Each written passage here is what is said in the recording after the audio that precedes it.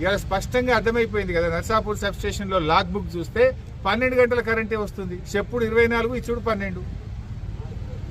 ఈ అధికారి మీద చర్య తీసుకోవడం తప్పు. నువ్వు మళ్ళా పాపం ఇక్కడ లైన్ మెన్ సస్పెండ్ చేసుడో ఏఈని సస్పెండ్ చేయడం కాదు. నువ్వు మీదికెళ్ళి కరెంట్ ఇస్తే ఆయన ఇయ్యడా ఏంది? నువ్వు మీదికెళ్ళి కటింగ్ పెడితే, నువ్వు మీదికెళ్ళి ఆదేశాలు ఇస్తే నువ్వు ఏం చెప్తే గది చేస్తారు. కరెంట్ ఏమైనా తింటారా, దాచుకుంటారా?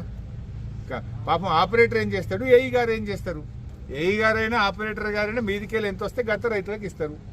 నువ్వు మేము వచ్చి చూసినామని చెప్పి లైన్ మెన్నో ఏఈల మీద చర్యలు తీసుకోవడం కాదు. ఎందుకంటే ఏమైంది, మేము ఆడ ట్రాక్టర్ సిప్పల్తుర్తికి పోయి ఆడ ట్రాక్టర్ మూలకు పడి ఉన్నది, గ్రామ పంచాయతీలో డీజిల్ లేదని చెప్పిర్రు. పాపం డీజిల్ లేదంటే నువ్వు పంచాయత్ సెక్రటరీకి సస్పెండ్ చేస్తే, నువ్వు మీదికెళ్ళి పైసలు ఇచ్చినాక డీజిల్ పోయారా, ట్రాక్టర్ నడపరా? నువ్వు మీదికెళ్ళి కరెంట్ ఇచ్చినాక ఆపరేటర్ ఏమైనా దాచుకుంటాడా కరెంటు? బరాబర్ రైతులకు ఇస్తాడు.